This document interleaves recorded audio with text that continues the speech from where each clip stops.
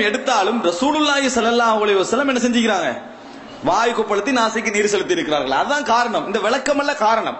குர்ஆனையும் சுன்னாவை அது மோதாம இருக்கிறதுக்காக நாங்க இந்த விளக்கத்தை எடுக்கிறோம். ஆனால் விளக்கம் தான் காரணமாக இருந்தால் இப்னு உமர் ரலியல்லாஹு அன்ஹு அவர்கள் இருக்கிறார்களே, அவர் மௌத்தாகிற நேரத்தில் கண் பார்வையற்றவராக மௌத்தாகினார். அதற்கு காரணமாக சொல்லப்படுகின்ற விஷயம் என்னன்னு சொன்னால், அவர் கண்ணுக்கு என்ன செய்வார்? கண்ணிட உள்பகுதி இதை கழுவுவார். விளங்கிட்டா? கண்ணிட உள்பகுதி என்ன செய்வாரு? தண்ணி ஊத்தி அதை கழுவுவார். எப்படி நம்ம இப்படி கழுவுறோமோ தண்ணியை நம்ம ஊத்துவோமே, கண்ணுக்கு ஊத்தலாம் தானே, கண்ணுக்கு ஊத்தி அதை என்ன செய்வாரு? கழுவுவாரு. முகத்தை கழுவுதலில் கண்ணுக்குள்ள கழுவுறது என்ன செய்யும்? அடங்கும். விளங்கிட்டா உங்களுக்கு? விளக்கம் என்பது மட்டுமல்ல நம்ம வாய் கொப்பளிச்சு நாசிக்கு நீர் செலுத்துவதற்கு காரணம். அப்படின்னா கண்ணையும் சேர்த்து தான் கழுவிக்கணும். பிராக்டிகலி ரசூலுல்லாஹ் என்ன செஞ்சாங்க? அந்த வசனத்தை வச்சு ரசூலுல்லாஹ் முகத்தை கழுவுதலில் கண் பகுதியை விட்டார்கள், வாய்க்குள்ள தண்ணி ஊத்தி மூக்கு அதாவது நாசிக்கு நீர் செலுத்தி செய்தார்கள். அப்ப அதைத்தான் நம்ம என்ன செய்ய வேண்டியிருக்குது? நடைமுறைப்படுத்த வேண்டியிருக்கிறது. என்ன செய்யணும்? புரிந்து கொள்ளணும். இப்னு உமர் ரலியல்லாஹு அன்ஹு அவர்கள் இந்த மாதிரி நடைமுறைப்படுத்தினார்கள் என்ற செய்தியை நம்ம பார்க்கிறோம். அது என்னது? சுன்னாவுக்கு முரணானது. சுன்னாவுக்கு முரணானது. இப்னு உமர் ரலியல்லாஹு அன்ஹு விஷயங்களை பாத்தீங்கன்னா ஃபத்வாக்கள்ல முரண்பட்ட ஃபத்வாக்களில் பெரும்பாலானவைகள் கடும்போக்கு கொண்ட ஃபத்வாக்களாக இருக்கும். கடும்போக்கு என்று சொல்றது அதாவது அவர் பேணுதல் சைட்ல என்ன செஞ்சாரு? கொஞ்சம் கடுமையான தன்மை காட்டினார். குர்ஆன் சுன்னாவை பின்பற்றுகின்ற விஷயத்தில் ஒரு பேணுதல் விஷயம் என்று கடும் தன்மை காட்டினார். இப்னு அப்பாஸ் ரலியல்லாஹு அன்ஹு ஃபத்வாக்களை நீங்க பாத்தீங்கன்னு சொன்னா நெகிழ்வு தன்மை என்ன செஞ்சாரு? அவர் நிறைய காட்டினார் என்ற செய்தியை நீங்க என்ன செய்யலாம்? பார்க்கலாம். இந்த அடிப்படையில நீங்க நல்லா புரிஞ்சுக்கங்க, வாய் கொப்பளித்து நாசிக்கு நீர் செலுத்தி கழுவுதல் குர்ஆனில் நேரடியாக சொல்லப்பட்ட விஷயம்தான். எப்படி? முகத்தை கழுவுதல் என்ற பகுதியில் அடங்கும். அப்ப கண்ணையே நம்ம கழுவுறோம் இல்லைன்னு சொன்னா இந்த விளக்கம் மட்டுமல்ல காரணம். ரசூல் ஸல்லல்லாஹு அலைஹி வஸல்லம் என்ன செஞ்சுக்கிறாங்க? பிராக்டிகலி கழுகுற நேரத்தில் கண்ணை என்ன செய்யல? கண்ணுக்குள்ள தண்ணீர் செலுத்தியதே செய்தி வரல. அப்ப ரெண்டாவது விளங்க ரசூல் ஸல்லல்லாஹு அலைஹி வஸல்லம் வாழ்க்கையில் நபி அவங்களுடைய உதுவ சொன்ன எல்லோருமே இந்த வாய் கொப்பளித்தல விடவில்லை. ஆனா நீங்க பார்க்கலாம், வாய் கொப்பளித்தல் வாஜிப் இல்லைன்னு சொல்றவங்கள பார்க்கலாம். வாய் கொப்பளிக்கிறதெல்லாம் வாஜிப் இல்லை, முகம் தான் என்னது வாஜிப்னு சொல்றவங்கள பார்க்கலாம். பிழை. யார் வாய் கொப்பளிக்கிறதே நாசிக்கு நீர் செல்றதை விட்டாரோ அவரோட உதுவு என்ன செய்யாது? கூடாது. முகத்தை மட்டும் கழுவி கையை கழுவி போறவங்களுக்கு என்ன செய்யாது? உதுவு கூடாது என்பதை நீங்க புரிஞ்சுக்கணும். கட்டாயம் என்ன செய்யணும்? வாய் கொப்பளிக்கப்பட வேண்டும், நாசிக்கு நீர் செலுத்தப்பட வேண்டும். இது முகத்தை கழுவலில் அடங்கும். ரசூலுல்லாஹி ஸல்லல்லாஹு அலைஹி வஸல்லம் அவர்கள் இதுல கடும் கவனம் காட்டுகிறாங்க. வாய் கொப்பளித்தலில கடும் கவனம் காட்டுகிறாங்க. ஹதீஸ்ல நேரடியாக வார்த்தை வருது பாருங்க. நான் 3 வார்த்தை சொல்றேன். ஒன்று மதுமதா. மதுமதா என்ற சொல் நீங்க படிக்காமலே உங்களுக்கு கருத்து சொல்லலாம். வாய் என்ன விஷயம் வாய்க்கும்? மதுமதான வாய் என்ன நடக்குது? கொப்பளிச்சு படுது. விளங்கிட்டா? வாய் கொப்பளித்தார்களுக்கு அரபுல மதுமதான் அர்த்தம். விளங்கிட்டா? வாய் கொப்பளித்தார். இஸ்தன்ஷக நாசிக்கு நீர் எடுக்கிறது. விளங்கிட்டா? இஸ்தன்சர அதுல இந்த நீர் எடுத்து என்னது விடுகிறது. இதெல்லாம் ஹதீஸ்ல வரக்கூடிய வார்த்தைகள். அப்ப ரசூல் ஸல்லல்லாஹு அலைஹி வஸல்லம் தண்ணி எடுப்பாங்கன்னு சொன்னா வாய்க்கு தண்ணியோட என்ன செய்வாங்க? மூக்குக்கும் தண்ணிய எடுப்பார்கள். பழக்கம் இல்லாதவங்களுக்கு அடிச்சிடும். விளங்கிட்டா? பழக்கம் இல்லாத பாட்டிக்கு தண்ணி எடுக்கிற சிஸ்டம் தெரியாட்டி என்ன செஞ்சிடும்? அடிச்சிடும். எடுத்து ரசூல் ஸல்லல்லாஹு அலைஹி வஸல்லம் செய்வார்கள், சிந்துவார்கள் பாக்குறோம். மூக்க என்ன செய்வாங்க? கழுவிக்கொள்வார்கள். ஏன்னா அதெல்லாம் அசுத்தம் தங்கக்கூடிய இடங்கள். வாய் அசுத்தம் தங்கக்கூடிய இடம், மூக்கு அசுத்தம் தங்கக்கூடிய இடம். அதனால ரசூல் ஸல்லல்லாஹு அலைஹி வஸல்லம் அப்படி என்ன செய்வார்கள் பாக்குறோம். ரசூல் ஸல்லல்லாஹு அலைஹி வஸல்லம் அவர்கள் இந்த வெங்காயம் சப்ஜெக்ட் இருக்குது, அதை ரசூல் ஸல்லல்லாஹு அலைஹி வஸல்லம் பள்ளி சாப்பிட்டா பச்சையா சாப்பிட்டா பள்ளிக்கு என்ன செய்வானா? வரவானான்னு சொன்னாங்க. அதே நேரத்தில் ஒருவருக்கு ரசூல் ஸல்லல்லாஹு பேசுறது, நீங்க சாப்பிடுங்க, நான் சாப்பிட மாட்டேன். காரணம் இன்னி உனாஜி மல்லா துனாஜி, நீங்கள் பேசாதவர்களோடு நான் பேசுகிறேன் என்றாங்க ரசூலுல்லாஹ். யாரு? ஜிப்ரீல் அலைஹிஸ்ஸலாம். விளங்கிட்டா? நீங்க அவரோட பேசுற, நான் என்ன செய்யறேன்? பேச. அவர் எந்த நிமிடம் வருவார்ன்றது எனக்கு தெரியாது, அதனால நான் என்ன செய்ய மாட்டேன், அந்த லெவல்ல இருக்க மாட்டேன் என்று ரசூல் ஸல்லல்லாஹு அலைஹி வஸல்லம் சொன்னாங்கன்னு பாக்குறோம். அப்ப ரசூலுல்லாஹ் அந்த வாய் சுத்தத்தை நிறைய விரும்பிக்கிறாங்க. அப்ப வாய் கொப்பளித்தல் விஷயத்துல நாங்க சாதாரணமாக மினிமமான லெவல் தண்ணி எடுக்கிறோம், வாய் கொப்பளிக்கிறோம், நாசிக்கு நீர் செலுத்துறோம், சிந்துறோம். இதோட என்ன செய்ய முடியுது. ஆனா ரசூல் ஸல்லல்லாஹு அலைஹி வஸல்லம் தூங்கி எழும்பினால் வாய் கொப்பளித்தல கொஞ்சம் கடுமை என்ன செய்வார்கள். எப்படி செய்வார்கள்? ஹதீஸ்ல வருது அப்படின்னா அரபு வார்த்தை வருது, அலிஃப் ஹம்ஸ் அலிஃப் ஐன் என்ற சவுண்ட் கேட்கின்ற அளவில் ரசூல் ஸல்லல்லாஹு என்ன செய்வார்கள்? இந்த இதை தீட்டி வாயில தொண்டையில உள்ள சளி அடிச்சு எடுப்பார்கள். இதை தீட்டுறதோட அந்த சத்தம் வாரதா இருந்தா மேல் பகுதி பெரும்பாலும் சளி தங்கக்கூடிய இடம் அதுதான். சளிக்குரிய இடம் என்னது? அதுதான். அதையெல்லாம் என்னது நாம் வாஷ் பண்ணி ரசூலுல்லாஹ் அந்த மாதிரி சத்தம் வார அளவுக்கு கழுவாங்க. இப்ப சுபஹுடைய நேரத்துல நம்ம சொஃப்டா கழுவுற டைம் அதுதான். நம்ம சொஃப்டா கழுவுற டைமும் அதுதான். ஆனா ரசூல் ஸல்லல்லாஹு கடுமையா என்ன செய்வாங்க? அந்த சத்தம் கேட்கிற அளவுக்கு வாய் சுத்தத்தை என்ன செய்வார்கள்? நபி கூட அதை விரும்புவாங்க. ரசூல் ஸல்லல்லாஹு அலைஹி வஸல்லம் அவர்கள் கூட விரும்புவாங்க. இதை வந்து ஓரளவுல வச்சுக்கணும். எப்ப வாய் கொப்பளித்தல நோம்பாளியாக இருக்கிற டைம்ல மட்டும் என்ன செய்யணும், ஓவர் என்ன செஞ்சிடக்கூடாது, வாய் கொப்பளிச்சுக்கிட்டு இருக்க கூடாது. ஏன்னா நாக்குக்கு நல்லா அந்த மாதிரி ஒரே ஒரு நாளைக்கு ஒரு 200 முறை வாய் கொப்பளிச்சு அப்படின்னா உடம்பு என்ன செஞ்சிடும், தெம்பு பெற்று இதனாலேயே ஒரு சக்தி என்ன செஞ்சிடும், அது எடுத்துக்கிட்டு இருக்கும். அதை குறைச்சிக்கணும். மற்றபடி இல்லாத நேரங்கள் எல்லாம் என்ன செய்யணும், நம்ம வாய் கொப்பளித்து இந்த நாசிக்கு நீர் செலுத்த விஷயத்துல கவனம் எடுக்கணும். இதுல ரசூல் ஸல்லல்லாஹு அலைஹி வஸல்லம் அவர்கள் அதாவது இந்த மாதிரி செய்வார் நம்ம பார்க்கிறோம்.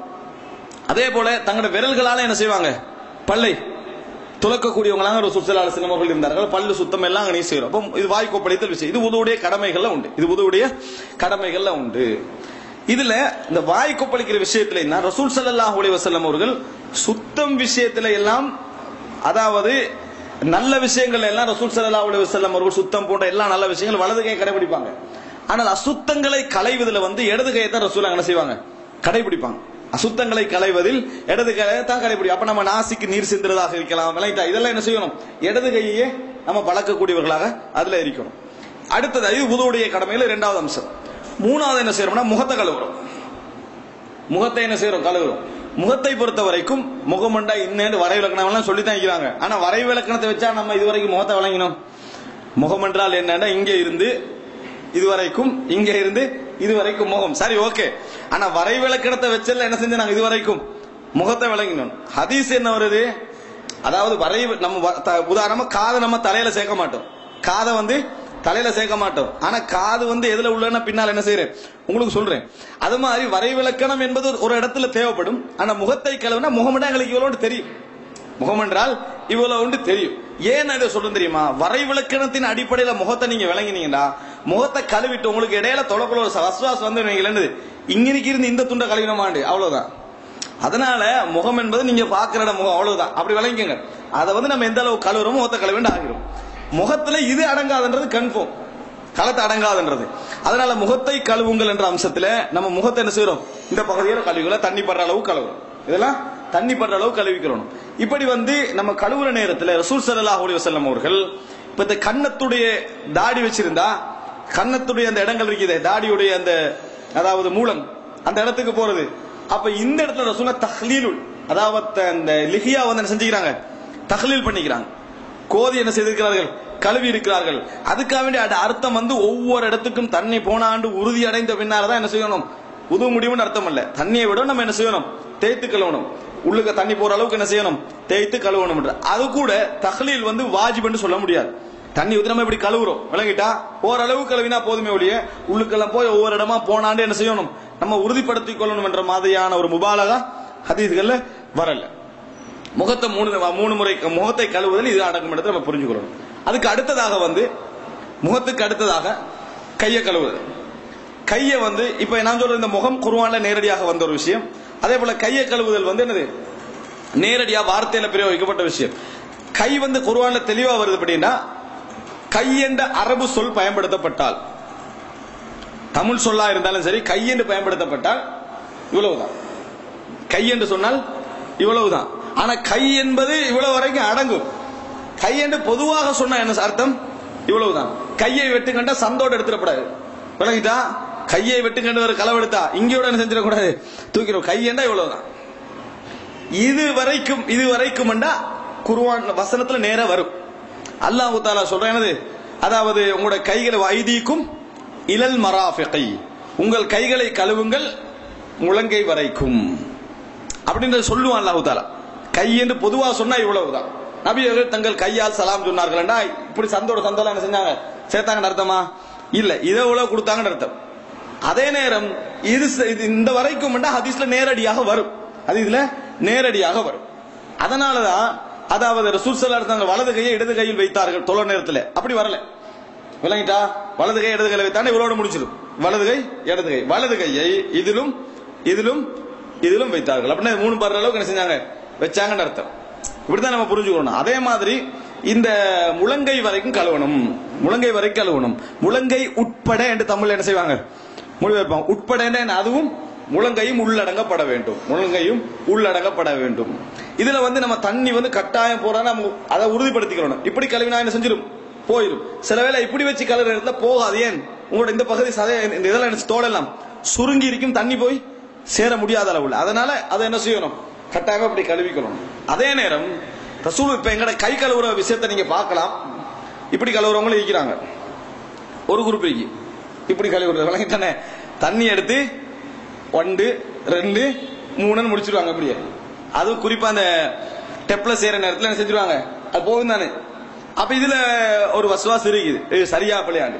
ரசூல் ஸல்லல்லாஹு அலைஹி வஸல்லம் அவர்கள் இந்த இப்படி கையை கழுவுற இடத்துல அதாரல் மா என்ற ஒரு செய்தி வருது. அதாரல் மா என்ற தண்ணியை ஓட விட்டார்கள் அப்படின்னு வருது. ஓட விட்டார்கள் இதுதான். ஓட விட்டார்கள் என்று சொன்னால் இப்படி தண்ணி எடுத்து இப்படி விடுறதா என்ன செய்யறது, ஓட விட, இல்லாட்டி ஓடாது தண்ணி, என்ன செய்யாது, ஓடாது. ஓட அதாரல் மா என்று சொன்னா தண்ணி இப்படி எடுத்து இப்படி விடுறதா ஓட விடும். அதுக்காக வேண்டி இப்படி விட்டா மட்டும் போதும் அர்த்தம் இல்ல, கையை கழுவணும். விளங்கிட்டா, கையை என்னது கழுவணும் என்பதனால அடுத்த கையால் என்ன செஞ்சுக்கணும், அதை இப்படி ஓட விட்டாலும் கூட தண்ணி படுகிற அளவு உறுதிப்படுத்திக் கொண்ட அளவுக்கு நம்ம என்ன செய்யணும், கழுவிக்கொள்ள வேண்டும். ஆனால் இப்படி விடுவது என்னது பிழை கிடையாது. இப்படி நம்ம தண்ணி எடுத்து தண்ணி இப்படி போற அளவுக்கு கையில அப்படி விடுவது தவறு கிடையாது. அதே நேரத்தில் கழுவிக்கொள்ளணும். இப்படியே அப்படி விட்டோமா அதோட என்ன செஞ்சுக்கொள்ளணும், கழுவிக்கொள்ள வேண்டும். இது கை விஷயத்துல புரிஞ்சு கொள்ள வேண்டிய ஒரு முக்கியமான அம்சம். அந்த சந்தேகம் வாரடம் எது, தண்ணியை ஓட விடுற விஷயத்துல ஒரு சந்தேகம் வரும். இதை நம்ம என்ன செய்யணும், நாங்க புரிந்து கொள்ள வேண்டும். அடுத்ததாக கையை கழுவிய பின்னால ரசூலுல்லாஹி ஸல்லல்லாஹு அலைஹி வஸல்லம் அவர்கள் வுதுவுடைய அடுத்த பகுதியா என்ன செஞ்சாங்க, தலையை மசகு செய்யறது. தலையை மசகு செய்யறதுல என்னது பெரிய பிரச்சனை எல்லாம் என்ன செய்ய போயிட்டு இருக்குது.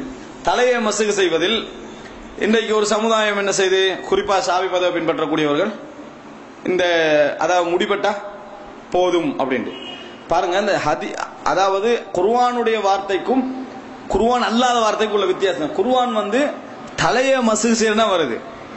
ஆனா முடி ரிசர்ச் பண்ணினா முடி இல்லாத ஒரு நிலைமை என்ன பாருங்க, 3 முடி பட்டா போதும்னு சொல்றோம் தானே.